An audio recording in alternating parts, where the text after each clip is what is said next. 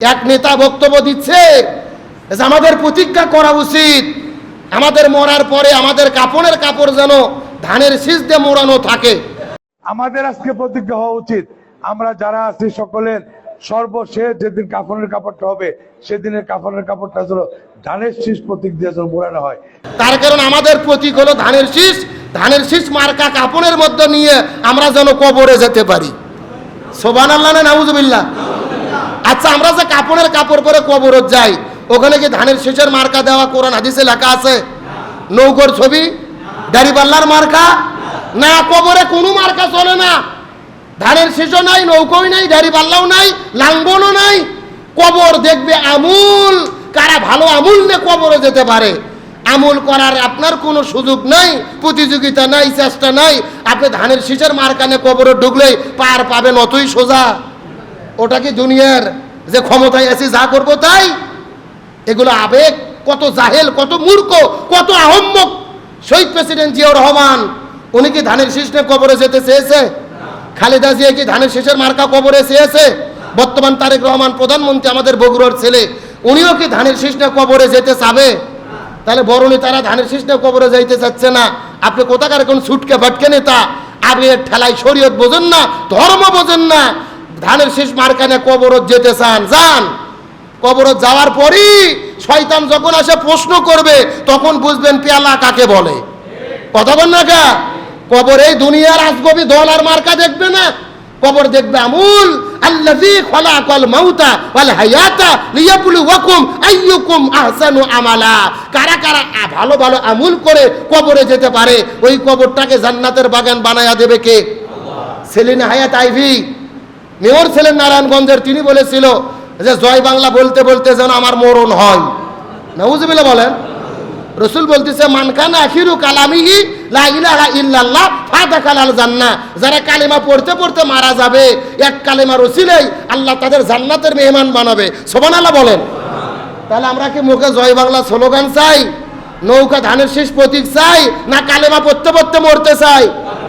কালেমা পড়তে পড়তে মারা যাবে, এটা হলো মৃত্যুর প্রস্তুতি। আল্লাহ তাআলা আমাদের তৌফিক দান করুক, আমিন বলেন। তাহলে 3 নম্বর আরশের ছায়ের নিচে জায়গা পাবে কারা? যাদের অন্তর কার সাথে ঝুলানো থাকে? না বাজারের সাথে, চায়ের দোকানের সাথে, হ্যাঁ না, যাদের অন্তর মসজিদের সঙ্গে ঝুলন্ত, অর্থাৎ সর্বদা নামাজের জন্য ব্যাকুল থাকে। সুবহানাল্লাহ বলেন। আমার বন্ধুগণ, মুসলমান ভাইরা লক্ষ্য করুন, তাহলে আল্লাহ তাআলা আরশের ছায়ার নিচে 7 প্রকার মানুষদেরকে জায়গা করে দেবেন। 1 নম্বর হলেন যারা ন্যায়পরায়ণ শাসক। 2 নম্বর যেই যুবকেরা যৌবন অবস্থায় ইবাদত করে। 3 নম্বর হলো ওই সমস্ত ব্যক্তিদেরকে যাদের অন্তরগুলো মসজিদের সঙ্গে ঝুলন্ত অবস্থায় থাকে। আর 4 নম্বর হলো ওই সমস্ত ব্যক্তিগুলো, যেই ব্যক্তিগুলো 2 জন পরস্পরকে আল্লাহর জন্য ভালোবাসে, দ্বীনের জন্য ভালোবাসে, প্রয়োজনে আল্লাহর জন্য, রসুলের জন্য পরস্পর মিলিত হয়, আবার আল্লাহ রসুলের জন্যই পরস্পর বিচ্ছিন্ন হয়। এখনো বোঝেন নাই? এমন 2 ব্যক্তি যারা পরস্পরকে ভালোবাসে, কার জন্য? কথা বলেন। আল্লাহর জন্য, রসুলের জন্য, ইসলামের জন্য, দ্বীনের জন্য, ইসলামী আন্দোলনের জন্য। আবার পরস্পরকে ঘৃণা করে, সেটাও কার জন্য? এই কথার ব্যাখ্যা কি? আপনার সম্পর্ক হবে যাদের সম্পর্ক আল্লাহর সাথে, যারা 5 ওয়াক্ত নামাজ পড়ে, মাথায় টুপি রাখে, দাড়ি রাখে, রসুলের সুন্নাহর উপরে চলে, ইসলামী আন্দোলন করে, ইসলামের সৈনিক, ইসলামের পথে চলে, তাদের সাথে আপনার সম্পর্ক। যারা সুদ খায়, ঘুষ খায়, চাঁদাবাজি করে, চিটের বাটপারি করে, আত্মসাৎ করে, জুলুম করে, এদের সাথে কোনো সম্পর্ক রাখা যাবে না। তাহলে আমাদের ভালো সম্পর্ক হবে আল্লাহর জন্য। আবার সম্পর্ক ছিন্ন করব চোর ডাকাত বাটপারদের সাথে, সেটাও কার জন্য? তাহলে আমাদের সম্পর্কের মূল ভিত্তি হবে কার সন্তুষ্টি? কথা বলেন না। কিন্তু আমরা দুনিয়ার ভেতরে কাদের সাথে ভালো সম্পর্ক রাখি? যারা নামাজ পড়ে, দাড়ি টুপিওয়ালা ভালো মানুষ, এদেরকে তো তেল মারার দরকার নাই, কারণ আমরা জানি ওরা তো ভালোই আছে, সমস্যা নাই।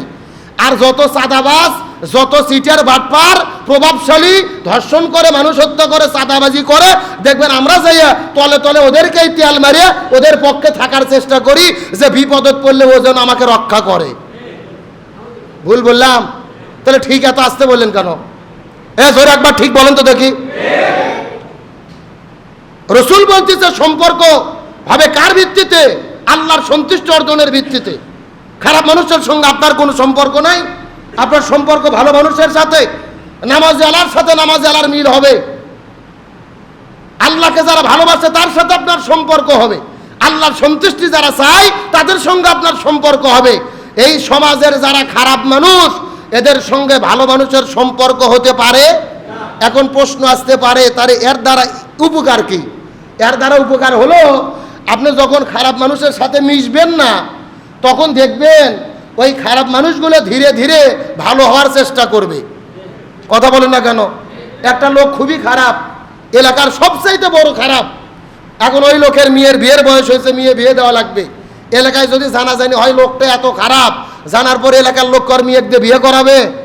ও চিন্তা করবে অবস্থা খারাপ, অন্তত মেয়ে বিয়ে দেওয়ার জন্য হলেও ভালো হওয়া দরকার। কথা কন না কা? অথবা বেটাক বিয়ে করাবে, ও চিন্তা করবে এখন ভালো হই। আবার কুরবানি দেওয়া লাগবে 7 ভাগে, ভাগে তো কেউ নেবে না, অথচ ঈদের আগে হলেও নামাজ ধরি, ভালো হওয়ার চেষ্টা করি। তার মানে ইসলাম চাই যারা খারাপ ওদের কারো খারাপ বানাতে ইসলাম চায় না। ইসলাম চাই যারা খারাপ ওরা যেন ভালোদেরকে দেখে ভালো হতে পারে। এই জন্য আল্লাহ তারা তাদেরকে ভালো করতে চায়। এই জন্য 4 নম্বরে আল্লাহর আরশের ছায়ার নিচে জায়গা পাবে তারা যেই ব্যক্তিগুলো পারস্পরিক সম্পর্ক করে কার জন্য? আবার পারস্পরিক বিচ্ছিন্ন হয়ে যায় কার জন্য? আল্লাহর জন্য। আমাদের সমস্ত কাজ আল্লাহর জন্য করতে হবে, কিন্তু আল্লাহর জন্য করতে গিয়ে যদি সমাজে শান্তি কায়েম করতে চাই, কোরআন সুন্নাহর শাসন জমিনে কায়েম হওয়া ছাড়া কোনো উপায়। আজকে আমাদের সমাজে রাস্তাঘাটে বাজারে পাড়া মহল্লায় নিশা দ্রব্য ইয়াবা বাবা গান্দার ব্যবসা আছে না নাই? একেবারে প্রচলিত, প্রতি পাড়ায় পাড়ায় চলতেছে। গতকালকে দেখলাম যে একটা এইরকম মাদক ব্যবসায়ীকে ধরে এলাকার মানুষেরা এমনভাবে শাস্তি দিয়েছে হাত পাও বেঁধে। দেখার পরে সবাই শপথ করতেছে আর আমরা এরকম বাবার ব্যবসা করব না, গাঞ্জার ব্যবসা করব না, নিশাদ্রব্যের ব্যবসা করব না। আমাদের বাংলাদেশের আইন আছে, বিচার আছে, সরকারের উচিত ছিল বিচার করা। কিন্তু যখন মাদক আসক্তদের পুলিশ ধরে, খন্না আটক ধরে, দেখা যায় 2000 টাকা নিয়ে মাজিরে যেয়ে ছাইড়ে দেয়। কতক্ষণ লাগে? আপনি গবেষণা করে দেখেন, আপনার এলাকার যত গাঞ্জা বিক্রি করে, ইয়াবা বাবা বিক্রি করে, এদেরকে পুলিশ ধরে বিচার হয়ে শাস্তি দিয়েছে এমন কোনো প্রমাণ আপনারা পাইছেন?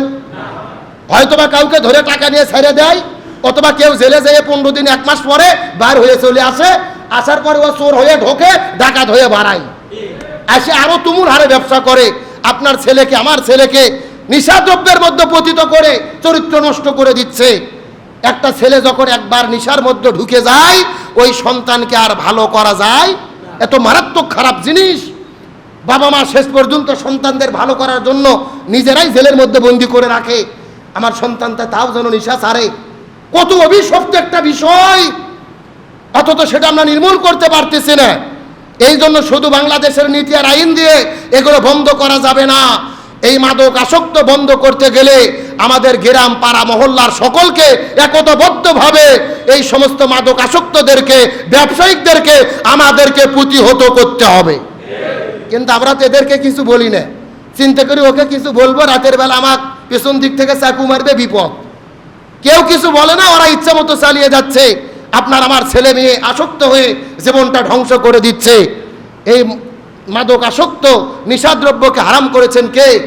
ইন্নামাল খামরু ওয়াল মাইসির ওয়াল আনসাব ওয়াল আজলাম রিজসুম মিন আমালিশ শাইতান ফাজতানিবুহু লাআল্লাকুম তুফলিহুন। আল্লাহ তাআলা বলেন মদ, জুয়া, নিশাদ্রব্য, তারপরে মূর্তি পূজা, ভাগ্য নির্ধারক, সবগুলোকে কে হারাম করেছেন? আল্লাহ তাআলা হারাম করে দিয়েছেন। সুতরাং এই নিশা নামক অভিশাপ থেকে আমাদের এই যুব সমাজকে আল্লাহ তাআলা হেফাজত করুক, বলেন আমিন।